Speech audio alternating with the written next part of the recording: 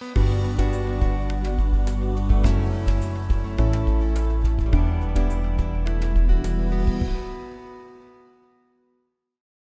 and welcome back to another episode of Beaufort Business Banter, where we take a little time every single week getting better acquainted with local business owners, folks that spearhead local charities, and local elected officials. My guest today is Laura Winkel, and you are here representing Libraries for Kids, right? Yes. All right, so we're going to talk about that in just a little bit. But I'm Will McCullough, and I'm the host of this program. And I'm the owner and broker in charge of Century 21 Coastal Town Realty, and we are the sponsors of this program. So before we get into Libraries for Kids, which I can't wait to talk about because I don't know as much as I'd like to about it, let's learn more about you. So how long have you personally, Laura, lived in and around the Beaufort area? I moved from New Jersey in 2020. Okay. I did a career change, came down here into the financial world, got into that, and since changed careers, but I've been here since 2020. In the Beaufort area specifically since 21. And I define the Beaufort area as like north of the Broad to Yemassee to Fripp. So I think everyone would probably say the same thing. Yeah. Okay, good. Well, that actually like segues into my next question, which is previous job types. Like, what have you done? I mean, I know you're doing Libraries for Kids now, but I know, because you and I have talked a lot, you've got like a cornucopia of interesting stuff beyond that. So tell us what you did before this. A little bit of everything. Orchids, nannying. Orchids. Yes. Okay. My uncles had an orchid business. Okay. Law enforcement for 12 years. Yep. Business owner, financial, life insurance, network marketing. So now I do network marketing on the online space and business development there. Okay. And I'm currently CEO of Libraries for Kids. Excellent. I can't wait to talk about Libraries for Kids. But before we do that, you've done a lot of different things in a lot of different places. And there's probably a lot of answers to these questions.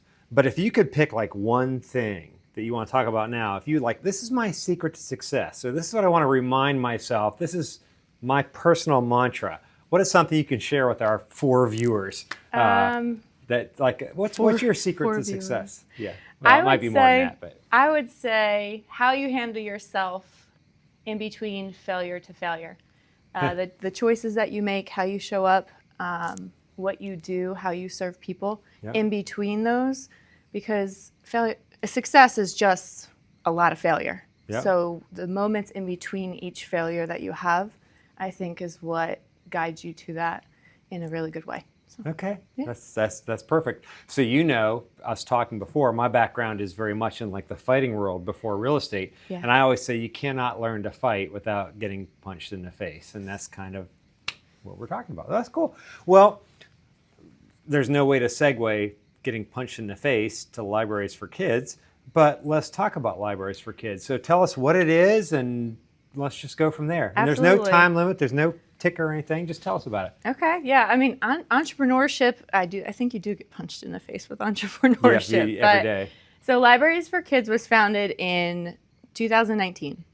Roy Austin is from Beaufort County, and he founded the organization after he went to a rural school in Kenya, and a teacher had said, do you have a library? Or, I'm sorry, a guest or someone on the safari said, do you have a library? And the teacher lit up and said, no, but we would love one. So he started shipping books, and it went from boxes of books to containers of books. And since 2020, which is when our first container went over to Kenya, we have shipped the 22nd is up for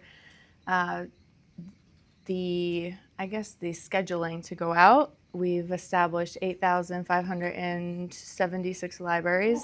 Holy cow. Impacting 2.1 million children.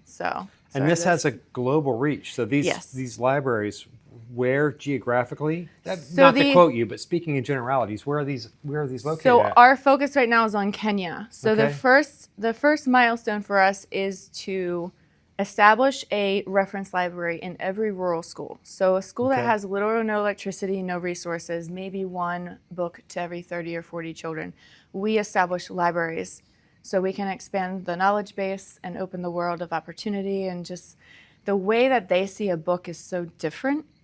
they treasure it. It's like if I handed you $1 million in cash and you got that excited, that would be the equivalent of handing a book to one of the kids in the rural schools. So, well, you and I have talked long before this interview today, and we actually found out we share our favorite hobby, which is reading. Yes. And so being able to share that gift around the world. So you guys establish these libraries in Kenya, anywhere beside Kenya, or are we really focused just on that right now? That is the first focal point. We want to establish a rural school in Kenya across the entire country first, and then expand out. We are working locally, so we're creating an educational program for Beaufort County. And so what we would love to see that we're working on is to be able to go into the schools and actually kind of bridge that gap between the ways of learning and just the culture and the way of life and education. Okay. And so we are partnered with a few private schools, and we have, we're going to be going into the Allendale area as of the fall, and we're looking to really grow that program as well here locally. That is home fantastic. base. So I know that Sean is going to be putting up your contact info and stuff like that on the screen here in a moment. Yeah. Knowing that, how can we as a local community help you allow kids globally to have access to these books via Libraries for Kids? How can we help you? There's a lot of ways. Let's hear it all. We have ambassadors. So really it's just, that's a huge awareness. A lot of people don't know what you do until they know what you do. Okay. And so we have volunteer basis for everything. Up until August 1st, the entire organization was volunteer except for the person we contracted in Kenya who handled all the logistics. Okay. And so August 1st, after our charity event in April at the Port Royal Sounds, we had such an increase that someone came forth and privately funded my position for 2 years. Holy cow. To be able to turn the organization into something that we can grow into a paid organization and not just full volunteer. So as of August 1, I became CEO of Libraries for Kids, and I'm really excited about that. It's a big undertaking, I should say, that we have. And we have one main charity event every year, and that's April 26th next year at the Port Royal Sounds. And we do campaigns. April 26, 2025. 2025. Okay. Yep. Now, before we get too far downwind, if somebody wants to support you and your mission before that, what can they do? Everyone says, "Can I give you books?" And at first we were doing that, but really it's the financial aspect, because we partner with Books for Africa. It's an organization out of Marietta, Georgia. And what we do is when we partner with them, we just need the funds to be able to, 100% of what you donate goes to the program. And so we will get the books from Georgia to Kenya to our warehouse. They have to get stamped, sorted, and delivered. And Shiku is over there handling the logistics from when they touch the port all the way to the doors at the schools. So it's a big undertaking. So you guys have this big fundraiser every April. Yes. The next one is next April. Mm-hmm. Anything else that folks can do to help support, volunteer, give money? Yeah, donations. We have our website. We're going to be opening up our campaign for the charity event shortly, selling tickets, sponsorships, just donations in general. Okay. Because like I said, the way that we run our organization, my position was privately funded, so we do not have admin expenses outside of, the QuickBooks and things like that, and the minimal. So we keep the program. And 100% we can say to our donors with confidence that when you support what we're doing to provide education and opportunity to a lot of hungry, ambitious, really intelligent children, we would like to say around the world one day, but right now we're still a very baby nonprofit. So. Okay. Well, that's fantastic. Yeah. Well, before I go on with anything else, I've asked a couple questions, and you've had a chance to kind of just tell us in general what it is. Before I go on and move into a different topic, is there any stones left unturned on this that you'd like, I wish I could have said that? Anything you want to mention beyond this? It's not a quiz. It's okay. I just want to make sure I don't cut you off. I mean, really, we're looking to raise awareness. So thank you for having me to be able to talk about Libraries for Kids. We've been around since 2019, And we want to grow. We want to be able to make an impact, not only here in our county with, an educational program, but not just Kenya. We want to be able to expand all over Africa and even to other parts of the world. Anywhere there is a library needed in a rural area where children are going to school and don't have a book, or children that I personally sat down with can speak, read, and write 3 languages by 4th and 5th grade, but they don't have pen and paper. Yep. They're drawing in the dirt with sticks to be able to Yep. learn multiple languages. They just don't have the resources. So Understood. Yeah. Well, if you are looking to support a local entity and you want to learn more about this, Libraries for Kids, knowledge is power. And the more we can empower everyone around the world to pick up a book and read, the better we all are. And this is a great Absolutely. vehicle to do that. So that's great. So I'm a big fan of things global, both reading and otherwise. But let's figure out a way to turn this into a real estate question, because this is Okay. what we do. So what can I answer for you, Laura?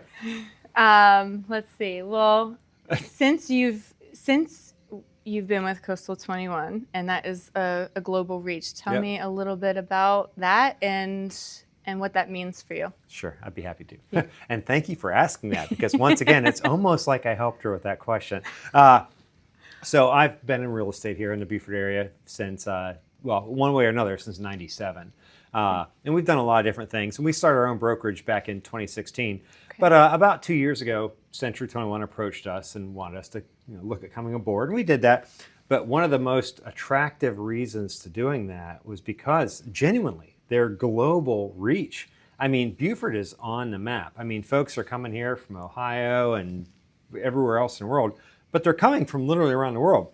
And one of the things I like about partnering with Century 21, and I say partnering because we're still independently owned and operated, but there is a Century 21 representation in almost every large city across the globe.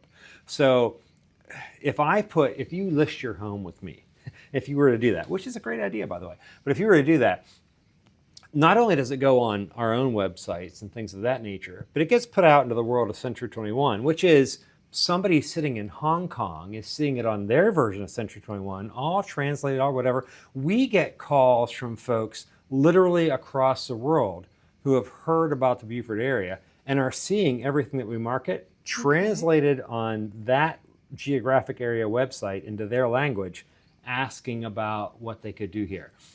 Some folks in the Beaufort area may not want that influx, but the reality is folks are coming here. And much like you put an emphasis on education and knowledge, the more those folks can learn via a reliable source information about this area and about the product, the better they will be served to choose potentially this area. So one of the reasons I like our partnership with Century 21 is our global reach. I mean, we are the largest, most recognized, and most represented brand on the planet.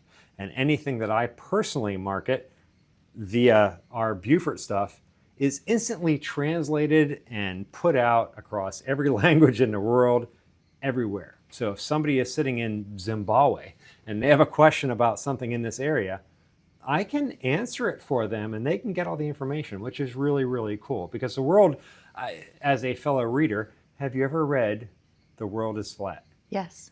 It's a fantastic It book, is. and it is. It is. And this allows us to better flatten the world and provide quality representation to anybody with information about this area, irregardless of where they are from. It's just like education. When you can close that gap and connect different parts of the world together, it's a really cool thing to see. Yeah. So that's one of my reasons. I didn't know that about Coastal, I did not. Yeah, Century, it's just Century 21, changing languages. so we're independently owned and operated, but because of our partnership with Century 21, we have reach everywhere. And I don't think anybody else can say that, and it's really cool. I mean, it helps us, and I enjoy it, so that's cool.